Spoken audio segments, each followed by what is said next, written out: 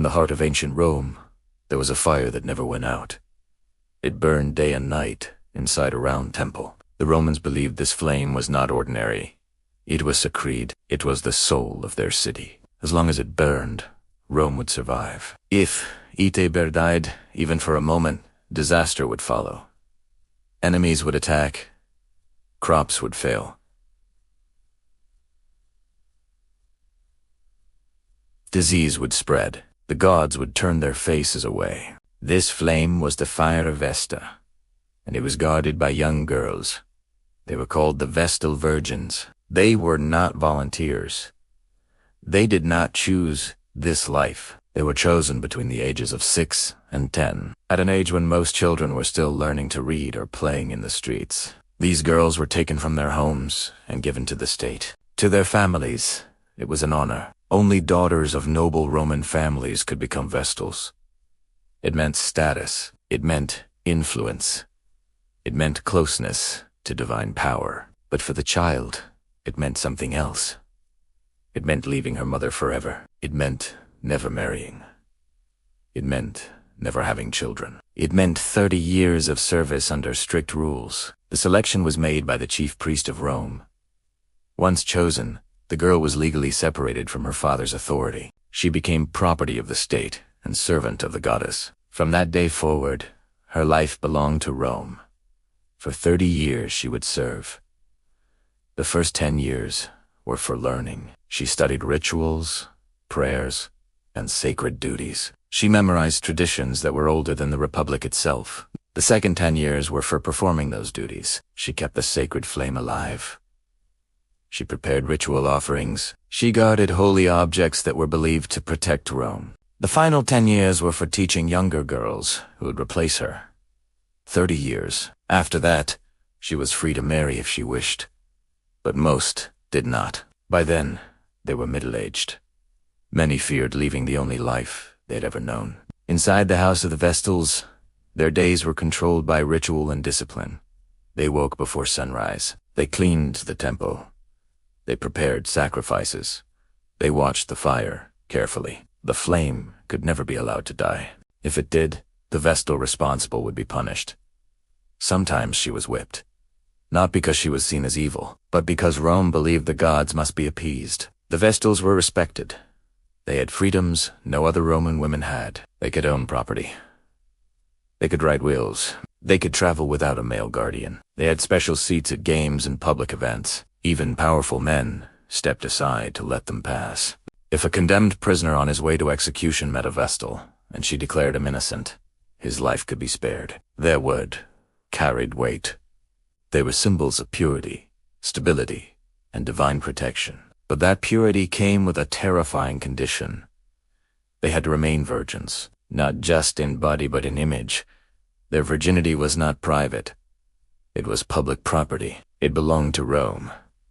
If a Vestal broke her vow, it was not just a personal mistake. It was believed to be a threat to the entire empire. Rome's safety was tied to her body, and that created fear. Imagine living every day knowing that your smallest action could be judged as betrayal of the gods. Imagine growing from childhood into adulthood under constant watch. The Vestals were surrounded by respect, but also by suspicion. They were powerful, but also vulnerable. Their white robes symbolized purity, but they also marked them as targets. Because when disaster struck Rome, people searched for reasons. And sometimes they looked at the temple. In times of peace, the Vestals were honored. In times of fear, they were questioned. This is where the danger began. Rome was a city of superstition as much as law. Omens were taken seriously. A lightning strike, a strange birth, a failed harvest. All were signs from the gods, and when the gods seemed angry, someone had to answer. The Vestals stood closest to the divine, so they stood closest to blame. Their position was powerful but fragile. They were seen as living bridges between Rome and the gods. If that bridge cracked, Rome believed it would fall, and so their lives were controlled by strict rules. They could not swear false oaths. They could not attend certain gatherings. They could not behave in ways considered improper. Even laughter could be judged. Even a glance could be misunderstood. Because rumors in Rome spread quickly, and once a whisper began, It was difficult to silence. The Vestals lived inside beautiful buildings. They walked in public with honor. They had servants and respect, but they also lived inside invisible walls. They were expected to be perfect, not human, not emotional, not flawed. Perfect. And no human can remain perfect forever. Rome built them into symbols. But symbols are fragile things. They shine brightly until they break. And when they broke, Rome did not forgive easily. The Vestal system had existed for centuries. It was older than many political offices. It survived wars, invasions, civil conflict. But inside that long history were moments of fear. Moments when the flame flickered. Moments when someone was accused. An accusation was enough to change everything. A Vestal who was accused of breaking her vow lost her sacred protection immediately.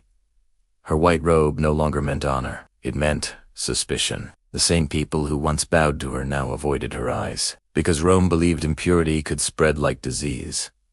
Fear was powerful in ancient times, and fear demanded sacrifice. The Vestals were meant to protect Rome from divine anger, but when Rome felt threatened, it sometimes turned against its protectors. This contradiction sat at the heart of their existence. They were sacred, but not safe. They were honored, but not secure. They were elevated, but isolated. From childhood, they were taught that their bodies were temples, that their purity kept armies strong, that their discipline kept crops growing, that their obedience kept the gods calm. That is an enormous weight to place on a child.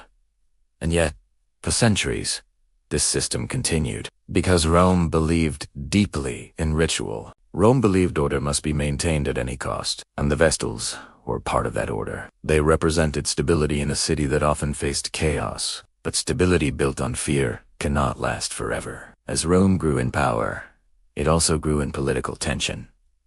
Leaders fought for control. Emperors demanded loyalty.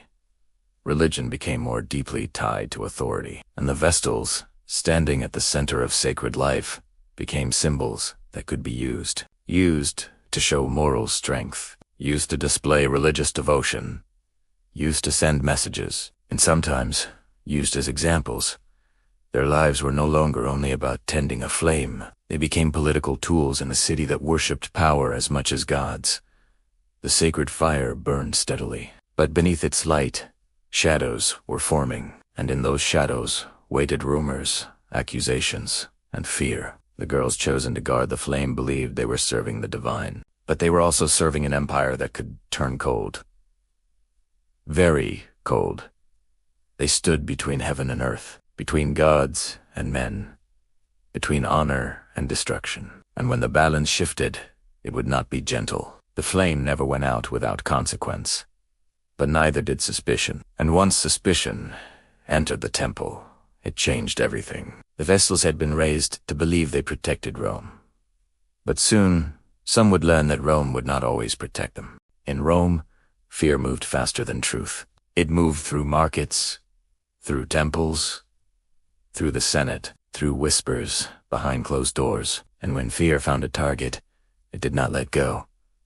The Vestal Virgins were symbols of Rome's safety. They guarded the sacred flame. They performed rituals meant to keep the gods calm. They stood between the empire and disaster. But when disaster came anyway, people began to question. If the crops failed, someone had sinned. If the army lost a battle, the gods were angry. If a plague spread through the city, divine protection had weakened. And if divine protection had weakened, then something must have gone wrong inside the Temple of Vesta.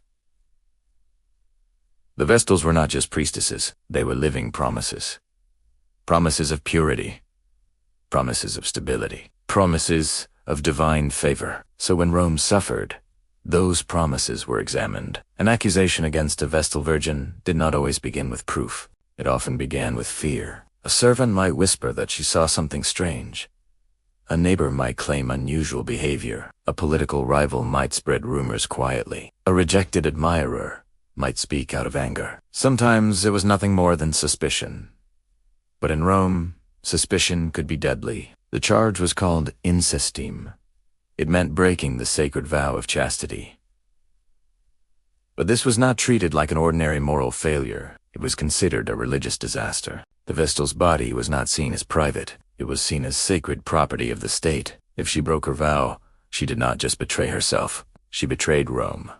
And Rome did not forgive betrayal. The moment an accusation was spoken, everything changed. The Vestal, who once walked proudly through the streets in white robes, suddenly felt eyes following her. The same crowds who once stepped aside now whispered. Her name, once spoken with respect, now carried doubt. And doubt in ancient Rome was powerful, because Rome believed the gods sent signs. If lightning struck a temple, if the sacred flame flickered, if strange omens appeared in the sky, people searched for a cause.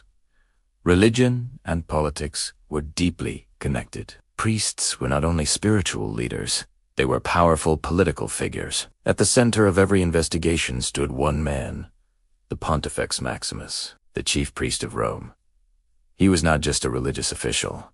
He was one of the most powerful men in the empire. In later years, even emperors held this title. This meant the fate of an accused Vestal was not only spiritual, it was political. When the Pontifex Maximus opened an investigation, it was serious. The Vestal was questioned. Witnesses were called. Signs were interpreted. Omens were discussed. But the truth is this. The outcome often depended less on evidence and more on the mood of Rome. If the city was calm and strong, accusations might fade. If the city was afraid, someone had to pay. Sometimes accusations came during times of political tension. A noble family might be rising in influence. Removing their daughter from sacred office could weaken them. An emperor might want to show strength and moral authority. Condemning a Vestal proved he defended tradition. The Vestals were symbols, and symbols could be sacrificed. This made them both powerful and dangerously exposed. Imagine being a young woman who had served faithfully for years. You had memorized sacred prayers. You had kept the fire burning through storms and celebrations. You had lived under strict discipline. And then one day, someone whispers your name. Suddenly you are no longer sacred. You are suspicious. Your white robes feel heavier.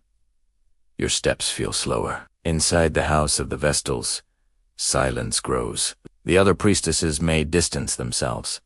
Not because they hate you, but because fear spreads quickly. No one wants to be associated with impurity. In Rome, religious pollution was believed to contaminate everything it touched. The accused Vestal was isolated. Isolation is a powerful punishment before any official decision. She waits. Days pass. Maybe weeks. The Pontifex Maximus gathers a council of priests. They discuss signs. They examine rumors.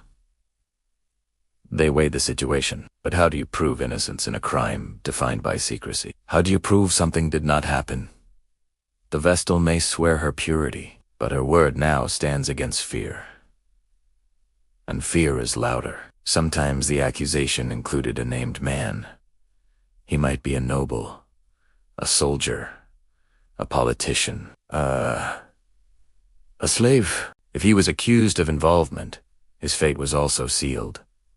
But unlike the Vestal, he was not sacred. He could be executed directly. The Vestal's sacred status created a strange problem.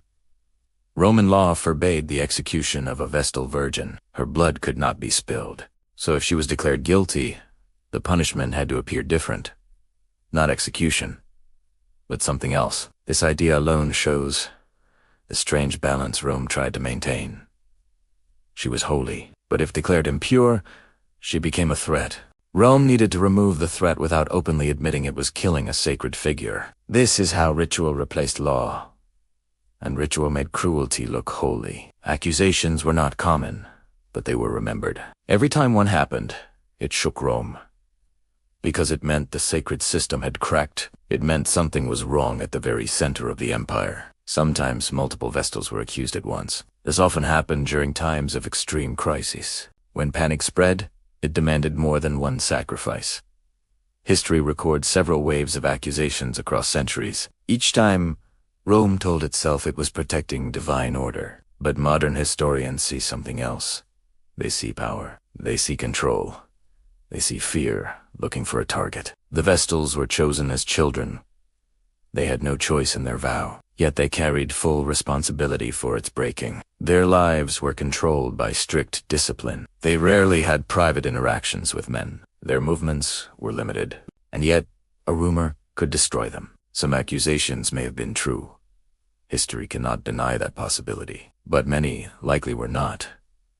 Because the pattern is clear. Accusations often appear during military defeat, famine, or political instability. It is easier to blame one woman than to accept complex failure. If the gods were angry, someone must have angered them. If Rome was weak, someone must have broken sacred law, and so the Vestal stood in the center of the storm. Her purity symbolized Rome's strength. Her alleged impurities symbolized Rome's weakness. This made her body political territory. Her life was no longer her own. It was a battlefield between fear and control. Imagine the psychological weight. From childhood, she was told her purity protected the empire. Then one day, she is told she has destroyed it. Even before judgment, shame begins to suffocate her. Her family suffers. Her name is whispered. Her legacy darkens. The Temple of Vesta grows tense. The sacred flame continues to burn. But now, it burns under suspicion. The city watches. The priests deliberate, and the accused waits in uncertainty. Rome believed strongly in ritual purity. It believed the gods required order, and when order was threatened, punishment restored balance.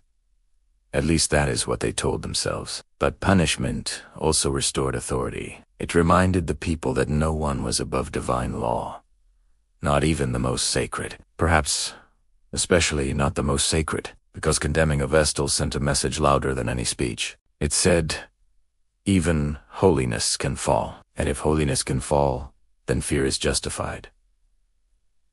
This fear strengthened control. It tightened discipline. It made citizens obey. The Vestals were meant to represent stability, but when accused, they became examples. Examples of what happens when vows are broken, or when power demands sacrifice. The accusation alone was enough to destroy peace inside the temple. The trial had not yet begun. The punishment had not yet been decided, but the damage was already done. Because once a sacred symbol cracks, it can never fully be restored. And Rome, a city built on pride and divine destiny, could not afford cracks, so it sealed them. Quietly. Ritually. Permanently. The sacred flame still burned, but shadows were growing longer around it, and in those shadows stood a young woman, waiting for judgment. Once the accusation was made, there was no turning back. In Rome, suspicion was not something that faded quietly. It demanded answers. It demanded action, and when the accusation involved a Vestal Virgin, the entire city felt the weight of it. The Vestals were not ordinary women. They were sacred. They stood at the heart of Rome's spiritual life. So when one of them was accused of breaking her vow, it was not treated like a simple crime. It was treated like a crack in the foundation of the empire. The trial did not happen in a normal courtroom. There was no crowd shouting opinions. There was no jury of citizens. There were no lawyers arguing for fairness. The trial was controlled by priests. At the center stood the Pontifex Maximus, the chief priest of Rome. He was the highest religious authority. In many periods of Roman history, he was also deeply connected to political power. Later, even emperors themselves held this title. This meant that the man judging the Vestal was not only defending religion, he was defending the authority of Rome itself. The accused Vestal was brought before a council of priests. These were older men, respected, experienced, powerful. They wore robes of authority. They believed they were protecting divine law. The young woman standing before them had likely spent most of her life inside temple walls. She had been chosen as a child. She had grown up learning prayers and rituals. She had followed rules that controlled every movement of her life. Now she stood accused of betrayal. The questioning began. She would be asked about her behavior, about her movements, about her interactions with men, about any unusual signs that had been noticed. But how does someone prove innocence in a matter based on secrecy? There were no witnesses to purity. There was no physical evidence required in the way modern courts demand it. Instead, the priests looked for signs. Had the sacred flame flickered recently? Had Rome suffered misfortune? Had there been strange omens? In the sky? To Roman thinking, these events were connected. If the gods were angry, something must have caused it. The Vestals' alleged impurity could be that cause. And once this idea entered the minds of the judges, it was difficult to remove. The Vestal could swear her innocence. She could cry. She could plead. She could remind them of her years of faithful service. But fear is stronger than memory. If Rome was experiencing disaster, the priests felt pressure. They were responsible for maintaining divine favor. If they ignored an accusation and more misfortune followed, they would be blamed. So the safer choice was often the harsher one. Declare guilt. Restore balance. Count the gods. At least that was the belief. There was no defense lawyer to challenge the accusations. There was no public debate. The decision rested in the hands of men who believed they were protecting the entire empire. Imagine the loneliness of that moment. The Vestal who once walked proudly in white robes now stands surrounded by authority. Her childhood gone, her future uncertain. Her voice small against the weight of tradition. If the council declared her innocent, she could return to her duties. But evident suspicion might follow her for the rest of her life. But if they declared her guilty, everything ended, and the judgment was final. There was no appeal, no second trial, no reconsideration. Once the Pontifex Maximus announced guilt, the process moved quickly. Rome believed in decisive action. But here lay the strange part. Roman law forbade the execution of a Vestal Virgin. She was sacred. Her blood could not be spilled. She could not be publicly killed like a criminal. This created a problem. If she had broken her vow,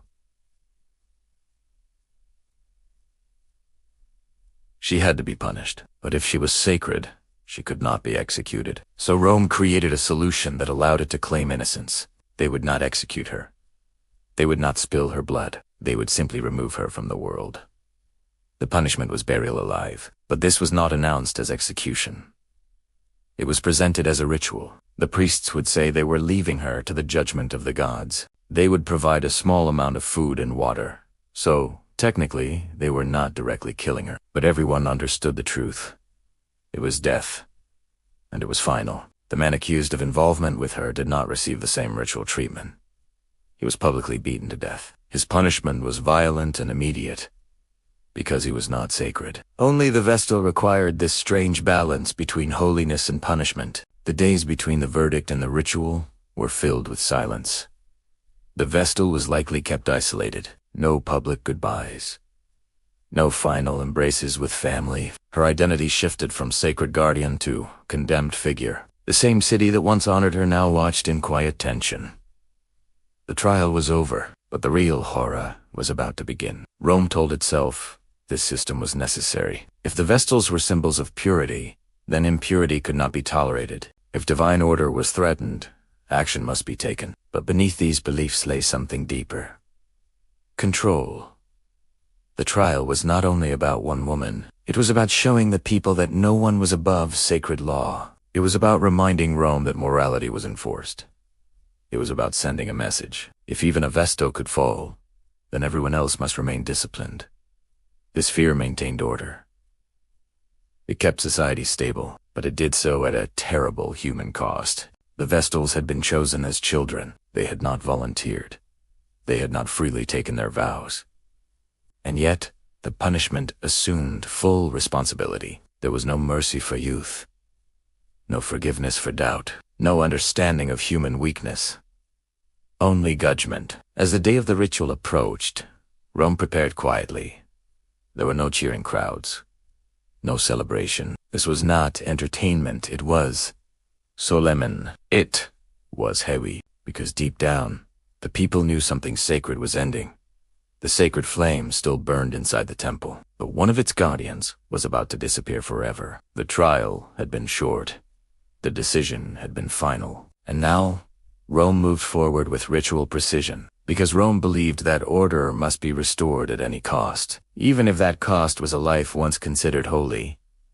The accused Vestal had lived under constant watch. Her purity had been demanded, her discipline enforced, her identity shaped by sacred duty.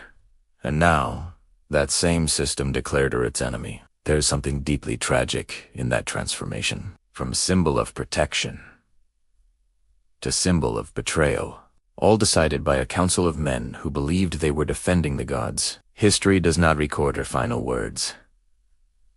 History does not describe her emotions. History only records the verdict. Guilty. And in that single word, a life was erased. The trial was over. But the ritual of punishment would leave a deeper scar on Rome's memory, because what came next was designed not only to remove her, but to warn everyone, and once the ritual began, there would be no return. The judgment had been spoken. There was no appeal, no delay, no rescue. Once the Pontifex Maximus declared a Vestal Virgin guilty, the ritual of punishment began quietly. Rome did not rush these things. Everything was done with order, ceremony, and control. But beneath that calm surface was something darker. This was not an ordinary execution. Rome would never call it that. The Romans said they did not kill a Vestal Virgin. They said they only removed her and left her to the will of the gods. But everyone knew what it meant. The day of punishment arrived with heavy silence. There were no loud announcements, no dramatic public speeches. The city understood what was happening without needing to be told. The condemned Vestal was dressed not in her usual bright white robes of sacred honor, but in garments prepared for burial. Her hair, which once symbolized purity and discipline, was arranged in a way that resembled funeral tradition. This was important. Rome was careful with symbols. Every detail of the ritual was designed to protect the image of divine justice. The Vestal was placed inside a covered carriage. The doors were shut. She was not paraded like a criminal. There was no shouting crowd demanding blood. Instead, the streets were strangely quiet. People gathered along the path, but they did not cheer. They did not scream. They did not insult her. They watched it in silence. The procession moved slowly through the city. It passed temples. It passed markets. It passed the homes of ordinary citizens. For many watching, this was a terrifying reminder. If even a sacred Vestal could fall, no one was truly safe. The carriage continued beyond the center of Rome, toward a place near the city walls, known as the Campus Celeratus, the field of wickedness. The name alone carried weight. This was the place prepared for those who had committed sacred crimes. It was not a large open space. It was quiet, controlled, hidden from daily life. There, beneath the earth, a small underground chamber had been prepared. It was not large, it was not comfortable, but it was arranged carefully to maintain the illusion that Rome was not directly causing death. Inside the chamber was a simple couch, a small lamp, a little bread, a little water, some milk, a small amount of oil. These items were not meant to save her life. They were meant to protect Rome's conscience. By providing food and light, the priests could claim they were not killing her. They were simply leaving her in the hands of the gods. The Romans believed they were avoiding direct bloodshed, but the outcome was never in doubt. When the carriage arrived, the Pontifex Maximus was present. So were other priests. The Vestal was helped from the carriage. Some accounts suggest she may have been supported physically, either because she was weak from stress or because the ritual required formal guidance. The crowd stood at a distance, still silent, still watching. There were no tears allowed publicly. This was not meant to be emotional. It was meant to be controlled. The Vestal was led to the opening in the ground. A narrow staircase descended into darkness. At that moment, everything she had known ended. Her years of service, her childhood taken for sacred duty, her identity as guardian of Rome, all replaced by accusation and ritual. Some ancient writers suggest that as she descended, the priests performed prayers, not for her forgiveness, but for Rome's protection. The focus was not on her suffering. It was on restoring divine order. She stepped down into the chamber. One step, then another. The light from above grew smaller. The air grew heavier. Once she reached the bottom, the priests turned away. They climbed back up the stairs, and then the entrance was sealed. Earth was poured over it. Stone was placed. The opening disappeared. Rome had fulfilled its ritual. The gods, they believed, were satisfied. But imagine the psychological horror of that moment. Not a quick death, not a sword, Not fire, but silence, darkness, isolation. The chamber was small, the air limited, the light from the lamp weak. She was alone. Completely alone. The city she had served for decades continued above her, unaware of the sounds beneath. The sacred flame still burned in the temple, but one of its guardians now lay beneath the soil. Rome told itself this was justice, but history sees something else. Fear. The ritual was designed carefully. No blood was spilled. No weapon used. The priests could claim their hands were clean, but responsibility cannot be buried as easily as a body. The man accused of involvement with her did not receive ritual silence. He was publicly beaten to death. There was no underground chamber for him, because he was not sacred. His body could be punished openly, but the Vestal required this strange ceremony, because Rome needed to preserve the idea that it did not destroy its own holy servants. The burial ritual achieved several goals. It removed the accused. It restored public confidence. It showed that sacred law was enforced. And it reinforced fear. Fear kept order. Fear reminded citizens that vows mattered. Fear strengthened authority. The Vestals who remained inside the temple would feel that fear deeply. They had watched one of their own disappear. They understood that their privilege came with a terrible risk. Any mistake, any rumor, any political shift could end the same way. Buried. Alone. Silent. This punishment was rare. It did not happen often. But its power was enormous, because it did not need to happen often. The memory was enough. Over centuries, several Vestals were condemned in this way. Each time, Rome told itself it was preserving purity. Each time, the sacred flame continued burning, but something else burned as well. The knowledge that holiness did not guarantee safety. The knowledge that sacred status could be removed. The knowledge that power could transform honor into death. The ritual was designed to appear calm, but inside it was brutality. Not physical violence in public view, but psychological terror. Burial alive is not just punishment. It is abandonment. It is removal from humanity. It is the ultimate silence. No farewell. No final speech recorded in history. No tombstone with honor. Just earth and darkness. Rome believed it was acting for the greater good. The empire was larger than any individual.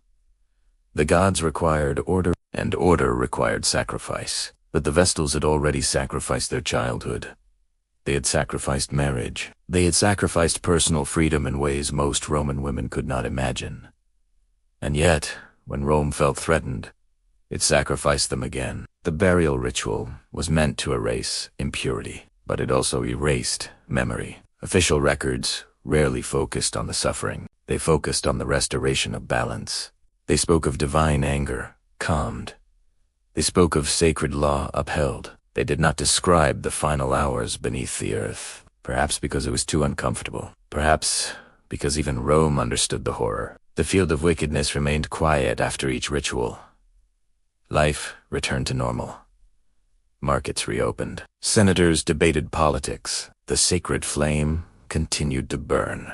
But beneath the surface of Rome's greatness lay stories of silence. Stories not told in triumph. Stories not carved into monuments. Stories buried with the earth. The Vestal system would continue for centuries. More girls would be chosen. More vows would be taken. More fires would be guarded. But the shadow of the burial ritual never disappeared. It hung over every Vestal like an invisible chain. Because they knew the truth. They were sacred. But they were also vulnerable. And if Rome ever felt fear again, the ritual could return. By the time Rome reached the height of its power, the Vestal Virgins had existed for centuries. Empires had risen and fallen. Kings had been replaced by republics, had turned into empires. Armies had marched across continents, and through it all, the sacred flame of Vesta continued to burn. It was a symbol of eternity. But even eternal symbols are shaped by human hands. Over time, something began to change inside Rome. Religion had always been connected to politics, but as emperors gained more power, Religion became a tool of control. The Vestals stood at the center of that tool. They were visible reminders that Rome was favored by the gods. They were living proof of divine protection. As long as they remained pure, the empire was believed to remain strong. But what happens when leaders begin to use purity as a weapon? One of the most famous periods of Vestal accusations occurred under Emperor Domitian. Domitian ruled Rome in the 1st century AD. He was known for strict discipline, harsh punishments, and strong moral laws. He wanted to present himself as a defender of Roman tradition. During his reign, several Vestal Virgins were accused of breaking their vows. Some were acquitted, others were condemned. Ancient writers suggest that these trials may not have been purely religious. They may have been political. By accusing Vestals, Domitian showed the people that he would tolerate no corruption, not even in sacred spaces. He presented himself as protector of morality, but at the same time, removing certain Vestals could weaken powerful families connected to them. The line between religion and politics disappeared. The Vestals became part of imperial strategy, and this was not the first time. Throughout Roman history, accusations often appeared during moments of crisis. After military defeats, during plagues, during civil unrest. When Rome felt unstable, someone had to carry the blame. It was easier to accuse one woman than to admit weakness in leadership. It was easier to blame impurity than to admit political failure. The Vestals had always been symbols, but now they were political symbols, and political symbols are rarely safe. The public believed the ritual punishments restored divine favor. But historians today see a deeper truth. The ritual restored authority. It reassured citizens that someone was in control. It reminded them that sacred laws still mattered, even if those laws were enforced through fear. The Vestals were both powerful and powerless. They had privileges no other Roman women enjoyed. They could own property. They could appear in court. They were honored in public ceremonies, but their entire identity depended on obedience. If obedience was questioned, everything collapsed. They were placed high above ordinary society. But that height made their fall more dramatic. And dramatic examples are useful for rulers who want to inspire fear. Yet history does not show endless waves of punishment. In fact, accusations were relatively rare across the centuries. Most Vestals completed their 30 years of service peacefully. Many retired quietly. Some even married later in life. But the shadow of punishment always existed, and that shadow grew darker as Rome changed. By the 3rd and 4th centuries AD, the Roman Empire was transforming. New religions were spreading. Christianity, once a persecuted faith, began to grow stronger. It offered a different vision of morality and worship. It did not rely on the sacred fire of Vesta.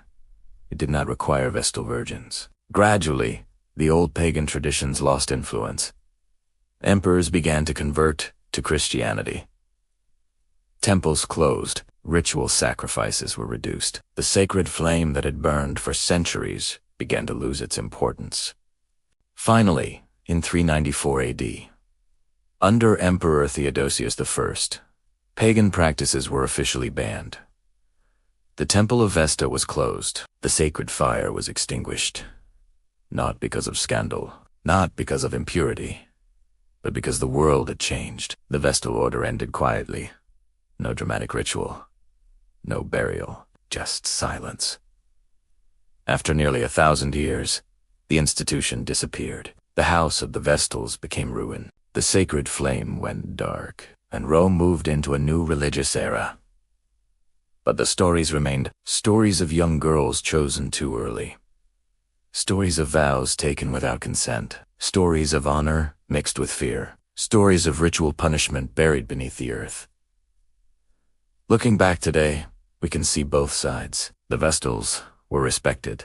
They held rare independence in a male-dominated society. They were treated with honor in public life, but they were also controlled from childhood. Their bodies were symbols. Their purity was political. Their lives were not fully their own. The burial ritual was justified as religious necessity, but it also revealed how power protects itself. When an empire feels threatened, it searches for visible examples to prove strength, and sometimes those examples are the most vulnerable. The Vestals were meant to protect Rome from divine anger, but when Rome feared collapse, it turned against them. This tells us something important about history. Religious systems can inspire beauty and discipline, But when mixed with political fear, they can also create cruelty. The Romans believed they were acting in the name of the gods. They believed they were preserving order. They believed the sacred flame represented eternal security, but no flame burns forever. Empires fall, temples crumble, laws change, and what once seemed eternal becomes memory. Today, visitors walk through the ruins of the Roman Forum. They see broken columns. They see fragments of the house of the Vestals. They see where the sacred fire once burned. But they do not hear the whispers of accusation. They do not see the silent procession. They do not feel the darkness of the underground chamber. History often remembers victories and emperors. But beneath those grand stories lie quieter ones. Stories of individuals caught inside systems larger than themselves. The Vestal Virgins were both honored and trapped. They were symbols of protection, but they were also tools of power. Their story forces us to ask difficult questions. What happens when purity becomes political? What happens when fear demands sacrifice? What happens when religion and authority become inseparable? Ancient Rome believed the sacred flame protected the empire, but perhaps what truly sustained Rome for centuries was not a flame. It was belief in order, belief in tradition, belief in divine favor. And when that belief shifted, the system built around it collapsed. The Vestals disappeared into history, but their story remains powerful.